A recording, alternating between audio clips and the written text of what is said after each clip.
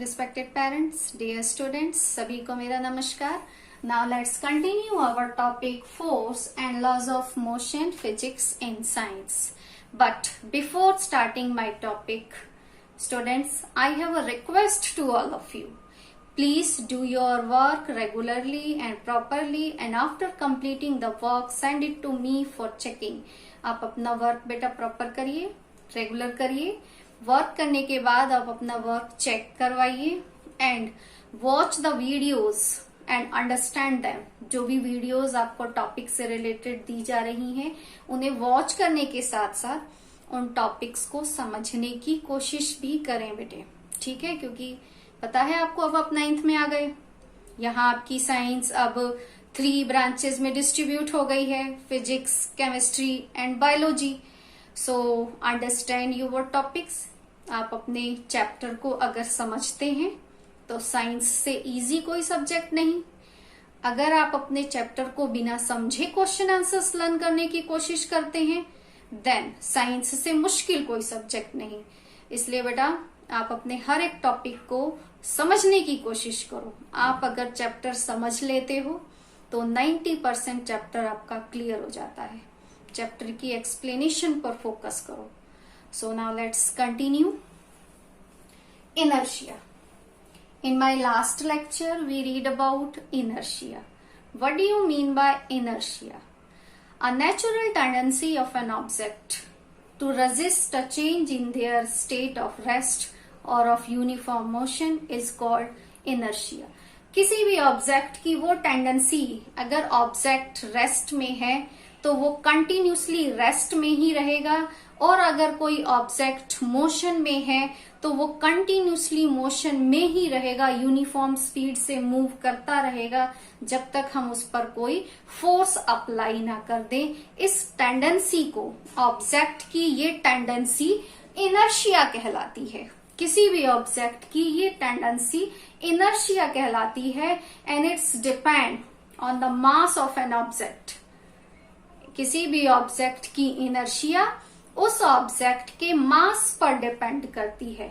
Object का मास जितना ज्यादा होगा ऑब्जेक्ट की इनर्शिया भी उतनी ही ज्यादा होगी.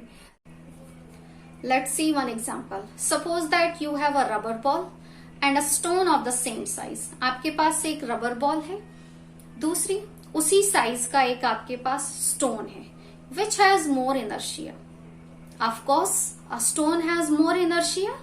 Why a stone has more inertia? Because it has more mass as comparison to the mass of rubber ball. Stone का मास रबर बॉल के मास के कंपेयर में ज्यादा है, इसलिए स्टोन की इनर्शिया रबर बॉल की इनर्शिया के कंपेयर में ज्यादा होगी. सो ऑल ओवर किसी भी ऑब्जेक्ट की इनर्शिया उस ऑब्जेक्ट के मास पर डिपेंड करती है. अगर ऑब्जेक्ट का मास ज्यादा है ऑब्जेक्ट की इनर्शिया भी ज्यादा होगी. Now let's see one more example for inertia. Ready a setup like this. एक इस तरह से सेटअप रेडी करिए and you can try this at your home. आप इसे अपने घर पे भी, इस एक्टिविटी को आप अपने घर पे भी ट्राई कर सकते हैं. Take a glass tumbler and put a playing card on the mouth of the glass and put a coin on the center of the card. Card के सेंटर में एक कॉइन रखिए और इस कार्ड को ग्लास के ऊपर, ग्लास के माउथ पे रखते हैं हम. Now what are we doing? अब हम क्या करेंगे? We are flicking this card. हम इस कार्ड को अब फ्लिक कर रहे हैं. क्या होगा फ्लिकिंग करने के बाद? When we flick this card, जैसे ही हम इस कार्ड को फ्लिक करते हैं, पुश करते हैं, आफ्टर पुशिंग अब ये कार्ड किस में आ गया? मोशन में आ गया. There is change in the state of motion from rest to motion. अब because of our unbalanced force, our flicking, जैसे ही हमने इसे हिट किया इसके ऊपर एक अनबैलेंस्ड फोर्स अप्लाई हुआ. After applying the unbalanced force, the card is moved in a horizontally. Card जो है वो horizontally आगे की तरफ मूव करेगा. क्यों मूव करेगा? Because of unbalanced force. Unbalanced force की वजह से इसमें मूवमेंट आ गया। बट जो उसके ऊपर कॉइन था, वो कॉइन इस कार्ड के साथ क्यों मूव नहीं हुआ? क्योंकि हमने उस पर डायरेक्टली फोर्स नहीं लगाया। हमने फोर्स किस पे लगाया? कार्ड पे फोर्स लगाया। जैसे ही हमने कार्ड पे फोर्स लगाया, because of our unbalanced force, इसमें मोशन आ गया, हॉरिजेंटली वो आगे की तरफ मूव हुआ। बट कॉइन के केस में coin remains in the state of rest. Coin जो है वो अपनी स्टेट में बने रहने की कोशिश करेगा and resist the change in their state of rest, और अपनी पोजीशन में आने वाले चेंज को रेजिस्ट करेगा because of inertia of rest. Therefore, this coin falls into the glass. ये coin glass के अंदर गिर जाएगा. There is a inertia of rest. यहाँ जो property है वो कौन सी property है? Inertia. And behalf of this property, inertia, we have to read about first law of motion. First law of motion, motion का first law, laws of motion, जिसे कि Isaac Newton ने दिए थे। आइजैक न्यूटन ने laws of motion and gravitational law दिया था। Now first law is our a body at rest will remains at rest and a body in motion will continue in motion in a straight line with a uniform speed unless it is compelled by an external force to change its state of rest or of uniform motion. According to the Newton's first law of motion, motion के जो भी 3 laws थे वो Newton ने दिए थे, Isaac Newton ने। Newton का फर्स्ट लॉ है ये, first law of Newton, also known as law of inertia. Newton का first law, law of inertia के नाम से भी जाना जाता है because it's based on inertia. So what is the first law of motion? Newton ने मोशन का जो फर्स्ट लॉ दिया था, क्या था वो?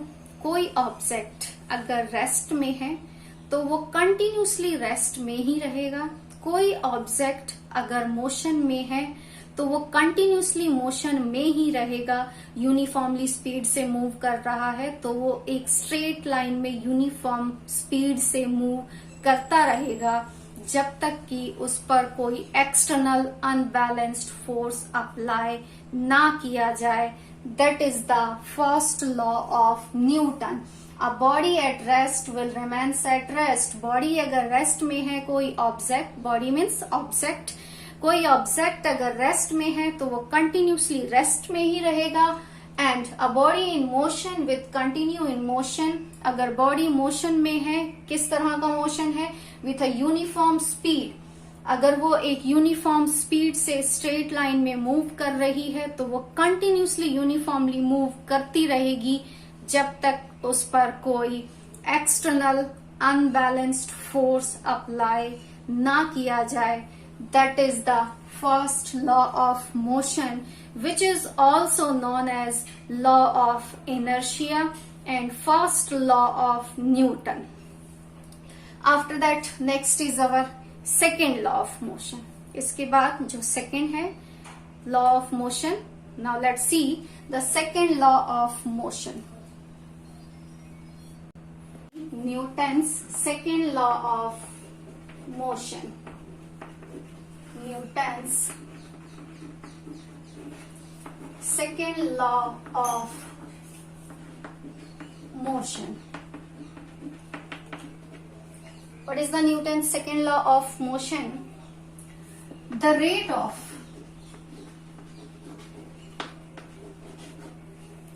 change of momentum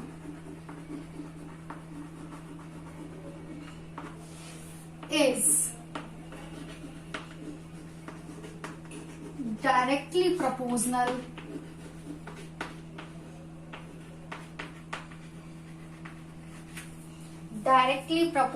to the applied unbalance applied unbalanced force. That is the Newton's second law of motion. What is the Newton's second law of motion? According to the Newton's second law of motion, the rate of change of momentum is directly proportional to the applied unbalanced force. किसी भी object के momentum में जो change है, the rate of change of momentum उस object पर applied unbalanced force के directly proportional होता है. That is second law of motion. Suppose that you have an object mass m and already move with velocity u. So initial velocity is u.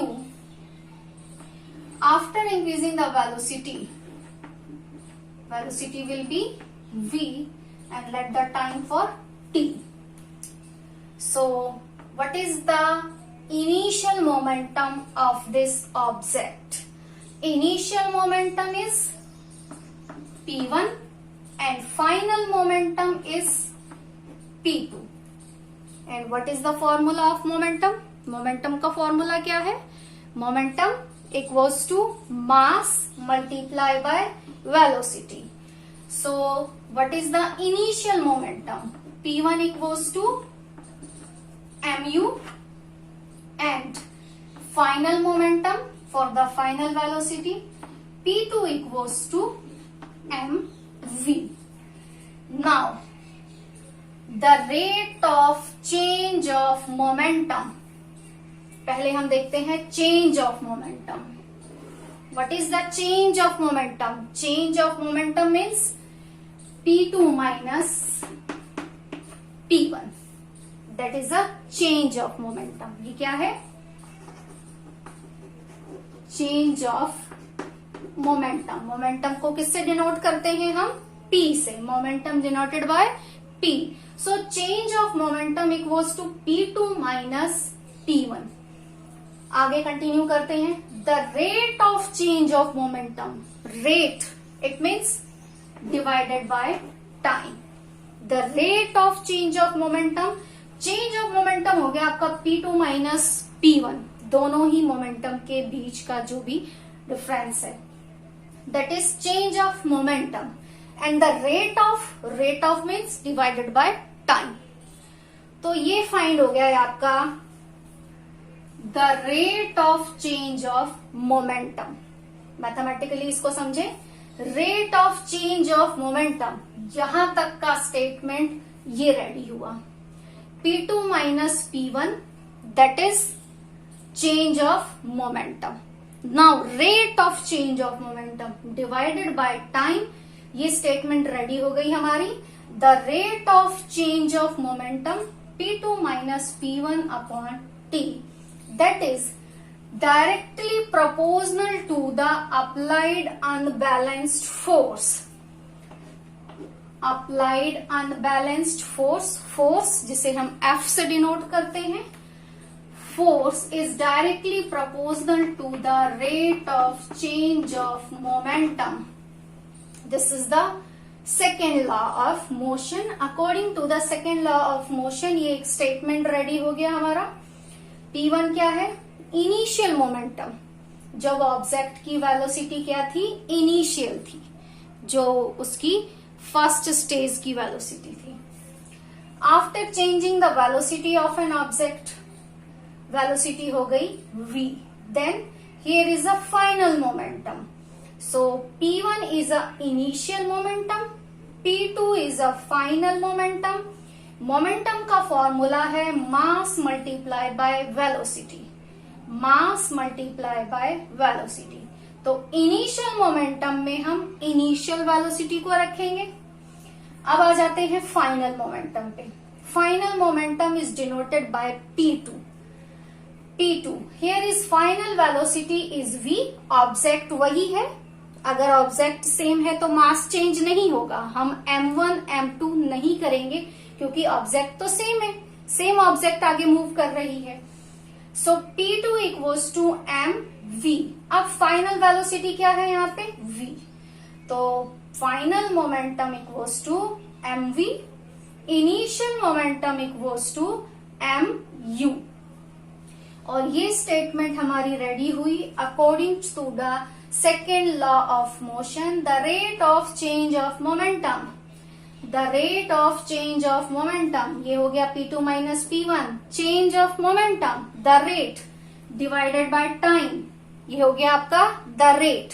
ये ready हो गया है आपका the rate of change of momentum is directly proportional to the applied unbalanced force, that is our Newton second law of motion. उस पे जो भी unbalanced force apply हुआ है वो rate of change of momentum के डायरेक्टली प्रोपोर्शनल है। अब P2 minus P1, put the value of P2 minus P1. What is the value of P1? mu. What is the value of P2? mv. Put here the value of P1 and P2. F proportional P2. What is the P2? mv. mv minus P1 की value क्या है? mu. mu upon time t. Now m को common ले लेते हैं हम, mass same है object का। F proportional m v minus u upon t, m common ले लिया हमने। Now F proportional what is v minus u upon t?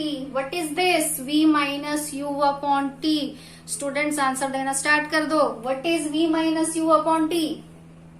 Acceleration, chapter 8 motion पे पढ़ा था हमने। Acceleration a equals to v minus u upon t। क्या है ये? एक्सिलरेशन का फॉर्मूला।